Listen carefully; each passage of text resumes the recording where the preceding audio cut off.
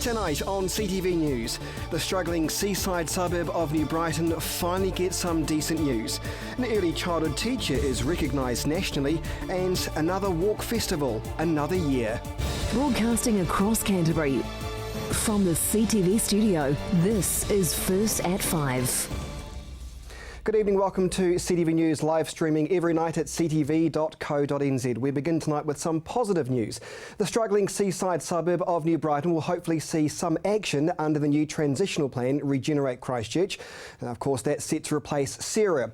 It's just one of many areas around the city announced today who may benefit from this new Crown Council operation. Jared McCulloch has the details. It's nearly all ready to go. The next transitional phase of the region's recovery plan is continuing, with Sarah getting set to shut up shop mid-next year. Last month, the government announced plans to close Sarah's doors and create a new organisation, Regenerate Christchurch. The move looks to eventually give total power back to the council in 5 years' time. It will have an independent board which will be jointly appointed by the Crown and the council.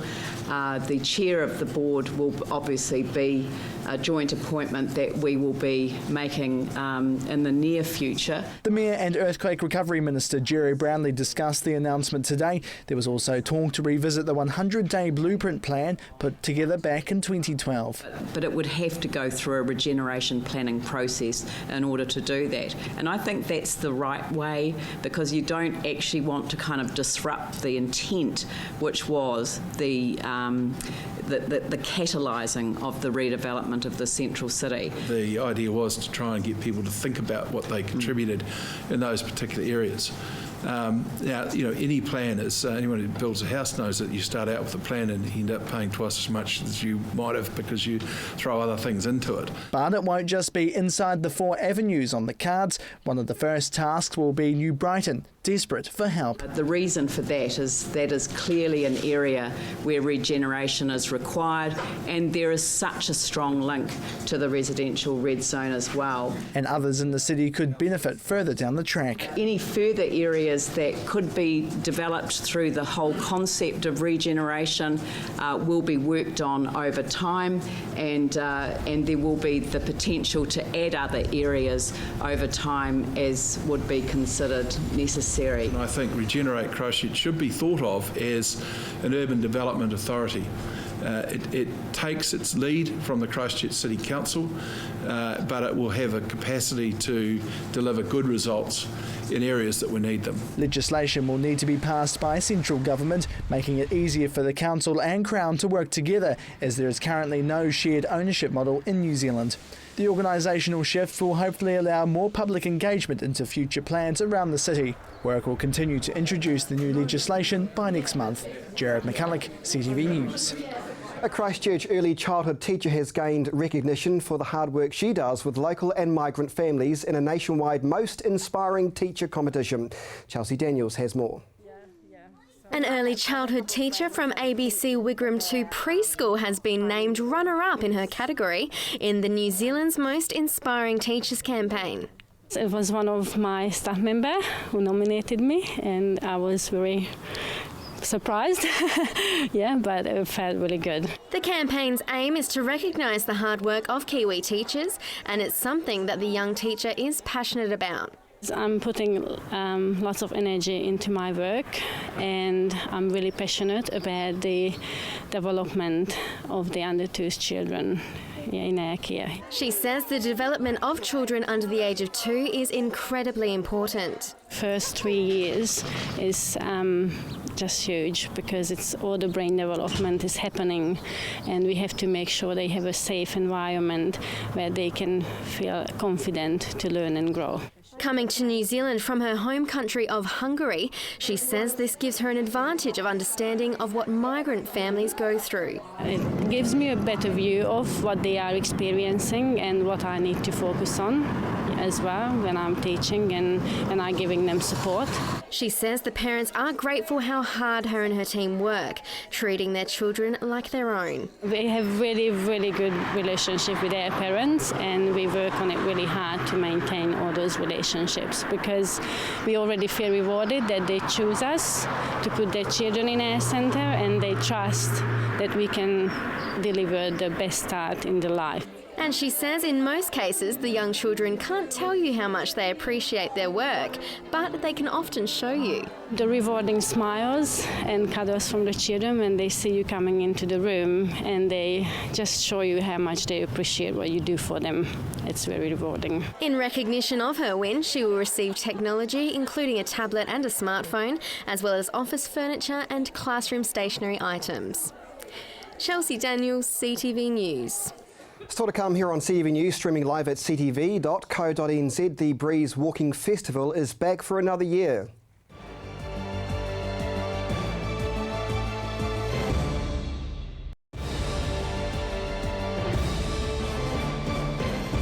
Welcome back to CTV News. It's one of the fastest growing areas in Canterbury, Kaiapoi. So in our CTV feature interview tonight, Chelsea Daniels takes a look at the fastest growing region in Canterbury. The redevelopment of Kaiapoi is well underway, with construction starting on the new industrial park and the CBD. I think it's going pretty well. I mean, there's quite a lot of commercial development happening. There are 5 or 6 new buildings going up. This includes the restoration of the former Bank of New Zealand building, a Category 1 heritage building, as well as new commercial premises in the city centre. A new church is going up, which was lost in the quake, and he says the Coast Guard building as well, put on an angle by the quake. There is quite a lot happening around Kaiapoi, and there's further out near the motorway, there's a new commercial development underway there. Ayres says despite the devastation of the earthquakes, a majority of families have stuck around for the long haul. What it shows is that people are willing to invest in the future of Kaiapoi. It's a growing town with not only is there commercial development, but there are 3 subdivisions which have welcomed a whole lot of new residents, as well as residents of Kaiapoi who have had to relocate. About a fifth of the town was red zoned as a result of the quakes, and Ayres says that's been a major hurdle in the redevelopment of the town. I guess the biggest frustration, in a way, has been getting a red zone future process underway, but that's now underway again. So early next month there will be a discussion document out for public comment, and that will sum up some of the work that was done about a year ago in a process called Canvas, where people gave their ideas for the residential red zones. He says the process will take around 9 months to complete, having to go to public consultation before coming up with an earthquake recovery plan. I mean, it's going to be an exciting process, but it's been a bit slow getting underway, but it's all good now. And around that is that quite a lot of the infrastructure, or the worst damaged infrastructure in Kaiapoi was very close to the red zone, so we needed to determine the future of the red zone to complete the work on the infrastructure. And the work hasn't been without its time delays. The other thing that's been a bit frustrating was we did have a major infrastructure job in the Hilton Street, Rich Street, Raven Key area down towards the Borough School, and it's taken a lot longer than we ever feared, really, and it's been pretty tough on the residents and on the Borough School in that area. The whole Kaiapoi redevelopment will roughly cost $140 million, which includes insurance payouts and cash from the Crown. A lot of new houses have sprung up in the area, including in Beach Grove, Silverstream and Sovereign Palms communities. The town is home to about 10,700 residents, with that number expected to rise by 3,000 in the next decade. Chelsea Daniels, CTV News. Don't be alarmed this Sunday morning if you hear the tsunami warning sirens. They're being tested at 11 a.m. with the 45 sirens along the coastline sounding for up to 3 minutes. They will only be heard within a few blocks of the beach, from Brooklands to Taylor's Mistake, as these areas are the most at risk from a possible tsunami. The tests mark the beginning also of daylight savings, don't forget.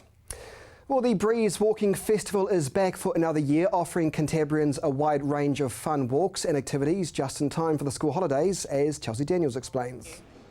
For the third year running, the Breeze Walking Festival offers Cantabrians 37 free walking trails all over the region. It's very exciting. It's the start of the Breeze Walking Festival, and it's happening over the school holidays, and it starts this weekend, tomorrow. And isn't it great that the weather's got a lot better?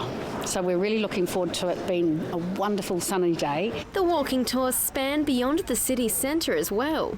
We're also branching out into the Selwyn district and also Waimakariri. She says it's not only about walking and getting exercise, but taking a good look at our region's development since the earthquakes. We've also got Greening the Rubble walking tour, so that's bringing people into the city to have a really good look at all the projects that have been going on in the city since the earthquakes. And it's not all about walking. There are also lots of fun activities that you can do as part of the walking festival. So, for example, we've got one called the Linwood Youth Walk and Climb. And yes, you do have to do some walking, but you're also going to you're going to end up at the rocks and do clip and climb for an hour. The festival is in its third year, and she says it's bigger and better than ever. It started in 2012, and it was a direct response to the earthquakes, and we thought, hey, so much broken, but let's do what we can and what we've got left and make the most of what we have got. And also the fact that, hey, walking, oldest form of exercise, still the best form of exercise, and a wonderful opportunity for people to just catch up with each other, so connecting people with people and also with places left in Christchurch. And it's not just walkers with 2 feet either. Last year we introduced the Great Dog Walk, and that was so popular. So if you can imagine 400 or to 500 dogs and their beloved owners taking them for a trot around the groins, then that's the kind of size of some of the events, and it's absolutely fantastic. The festival will run for the duration of the school holidays, with the last walk scheduled for October 10th. Chelsea Daniels, CTV News. All right, here's a really nice community story for you now. The Rowley Resource Centre in Hoon Hay moved premises today. Doesn't sound that significant, does it? But only 250 metres down the road, and there was no need for them to hire moving trucks. Take a look at this. As around 80 people turned out to create a human chain. They moved items like chairs and boxes down the chain from one person to another to the new building. Locals, primary aged children, police, community board members and councillors all showed up for the move, which took about 2 hours. The centre is designed to help the overall well-being of the Rowley community, and didn't look like it exactly worked like that today. Christchurch will head to Wellington this weekend to defend the National Netball Championship. Gordon Finlayter caught up with the team at last night's training to see how they're preparing for the week-long tournament. Christchurch have had 3 matches in preparation for next week, and the early signs are good, with wins over Dunedin, Auckland and Waitakere. Christchurch will meet one of those sides in pool play next week, where they'll be hoping to emulate the recent result. It's nice to have a hit out against Auckland, who are also in our section, and we did reasonably well with the firepower of Kat Lashu and Grace Rasmussen. So who knows what it will bring on the Tuesday at Champs. The tournament is not only a battle of the provinces, but a great chance for the country's younger talent to prove their skills against the best. One player that knows the springboard the tournament can offer is former Silver Fern Anna Thompson. When I first came onto the scene, this competition was where I got picked up. So it's one of those fun competitions. It's a week-long tournament, so it's almost survival of the fittest. But yeah, there's an amazing amount of opportunity. So it's often you see a lot of young players come through and sort of shine and step up and maybe haven't had as much court time before. So yeah, it's an exciting competition, and I'm sure we've got some youth that are going to be coming through as well. Earlier in the year, Thompson brought up her 100th cap for the Mainland Tactics in the ANZ Championship. Since then, she's been lucky enough to get some much-deserved R&R before the build-up to next week's National Champs. After tactics, managed to have a bit of downtime, which was really nice and quite refreshing after you have year on, year out of netball. It's important to have that balance, so I really enjoyed the time off and I'm really excited to get back into it with this. One of the brightest talents coming through the Christchurch system is Charlotte Alley. The 19-year-old is already excited about the quality opposition she's had to match up against. In Waitakere, Kat Latu played, so that was a real cool match-up. Me and Lily Fletcher, who was the other young player, played her in the circle, and that was like, whoa, it's Kat Latu, Silver Fern, so that was pretty cool. That was probably the highlight of the 3 games. Pretty tough but cool. Ali has been part of the national secondary school and New Zealand under-21 sides, and her success was recently rewarded with a Trans-Tasman netball contract with the Mainland Tactics. Yeah, it's really exciting. Like I've been training with them and stuff so far, but to take that next step, it's like, yeah, I've made it type thing so far, so it's cool. This year's tournament looks set to be one of the most exciting in recent years, with a number of current and silver ferns all making themselves available. Previous years, because of the World Champs and everything, all the dates have been changed a little bit. So, yeah, I mean, great for them if they want some more court time and leading into their trials. And back in the old days, it used to be everyone used to play this competition, so made it really, really competitive. So, yeah, we're pretty excited to come up against all those girls. And for some of the other girls in our team who aren't quite at that silver fin level, coming up against them is always a really good challenge. So, yeah, bring it on. Nationals get underway on Monday, and if Christchurch can go on to defend their title, they'll play 6 games over the space of 5 days. Here's hoping our Canterbury girls can go all the way, resulting in what's sure to be some tired legs. And when you get a little bit older, it gets a little bit harder. I tell you what, getting up in the morning isn't so good. So I'll definitely be using my netball knowledge instead of running my legs around, that's for sure. Good luck to them. Well, still to come here on CTV News, some more local sport for you and the region's weather forecast.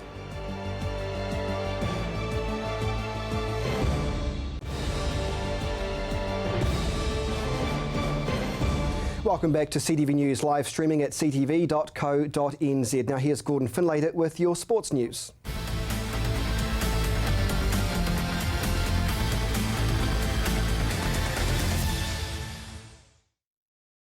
Well, starting with rugby tonight, and Canterbury face the tough task of playing their 3rd match in the space of 7 days when they take on Taranaki at AMI Stadium.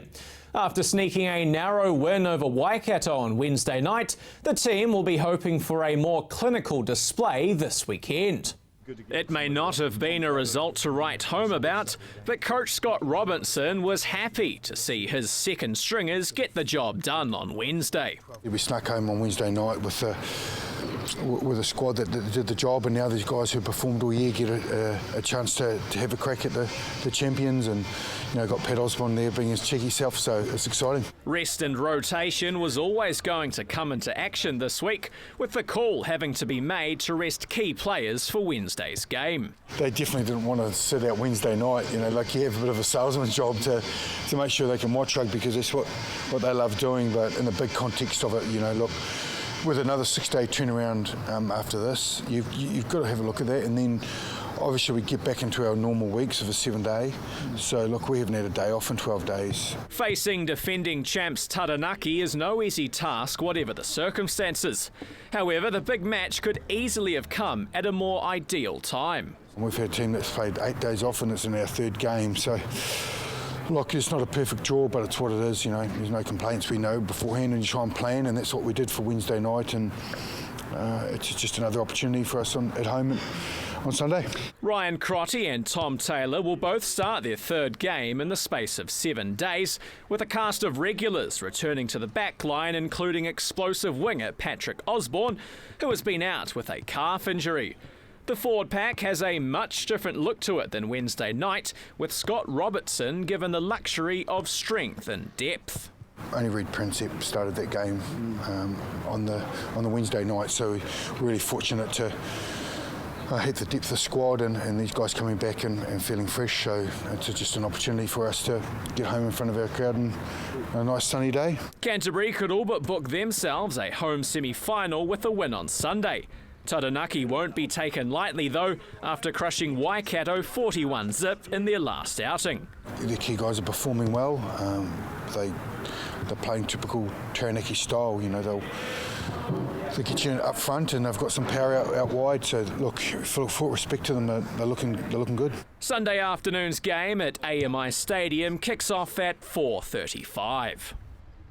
Well, Rugby League now, and the Canterbury Bulls will look to stay atop of the National Premiership when they travel to Wellington tomorrow afternoon. With the Bulls already halfway through their short season, coach Daryl Coe knows how important it is to finish the season the way they've started.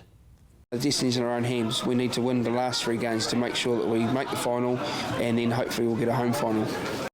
And finally tonight, our Canterbury women's rugby side are on the road, taking on Wellington in Upper Hutt tomorrow.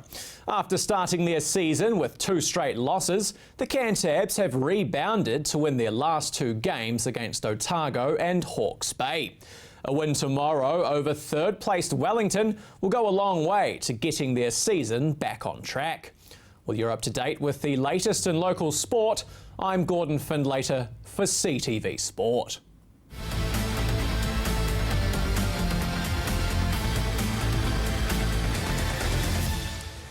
Thanks, Gordon. Now here's Mercy with the region's weather forecast.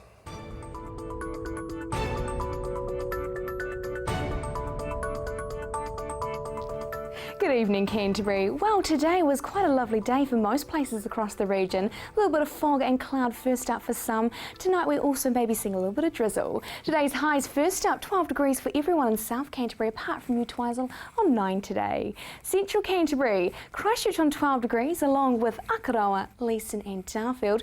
13 for you, Ashburton, and Methven, you took out 11 degrees. Heading further north, Kaikoura, 11 degrees for you and Cheviot, Amberley, Hanmer Springs, Culverden and Rangiora. Oxford, however, you were the odd one out on 12 degrees. And looking over to the Alpine region, Arthur's Pass, 9 degrees for you and Mount Cook, and 8 there for Lake Tekapo. Now tomorrow for Timaru, cloudy skies and could be the odd drizzle first up. However, that should be clearing in the afternoon. Southerly winds for you and 9 degrees for your high there. Ashburton could be a soggy start as well, but looking like a fine afternoon. Light southerly winds with 10 degrees for your high and 2 for your morning start.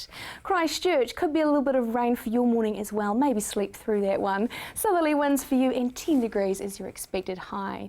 A cloudy day in store for you, Kaikoura. We are seeing 5 degrees for your morning start with 9 degrees as your high during the day. The rest of the Canterbury region may also see a little bit of rain first up and cloudy skies. 9 degrees there for Temuka, Geraldine and you, Twizel. Central Canterbury, showers first thing, but they should be clearing in the afternoon. 11 degrees for you, Akaroa, and light southerly winds breezing through for everyone Central Canterbury. Those southerlies continuing to push through further north as well. Cloudy skies for most, could be seeing a few sunny breaks in the afternoon hopefully. Cheviot, Amberley and Rangiora all on a high of 10 degrees tomorrow. And over to the mountain ranges, Arthur's Pass on 9 with sunny skies for your Saturday. Now the upcoming day, Sunday is looking lovely and sunny in the afternoon. Lovely calm settled weather, 13 degrees for the high for you for Ashburton. Could be a few showers here and there though, especially for coastal areas. Looking through to Monday, we are seeing sunshine, particularly in the afternoon. Monday morning and evening could be a bit of low cloud, but lovely sunny temperatures there, 15 degrees for Ashburton and Timaru. The rest of the Canterbury region on Sunday could be a bit of frost for inland places in the morning and showers there for coastal areas, but mostly sunny skies and a calm settled afternoon. Looking through to Monday, sunny skies there for most places. What a great way to start the working week. Cloudy skies in the morning and evening, but a great afternoon in store. So there could be a little bit of rain tomorrow morning. However, we are seeing that sun coming out Sunday afternoon and on Monday. So have a fantastic weekend. I hope you've got something really fun planned, and we'll see you back here on Monday.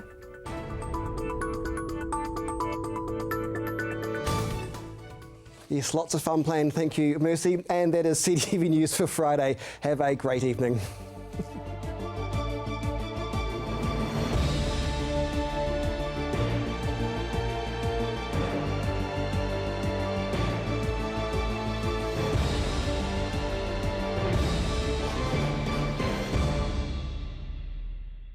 supporting local content so you can see more of New Zealand on air.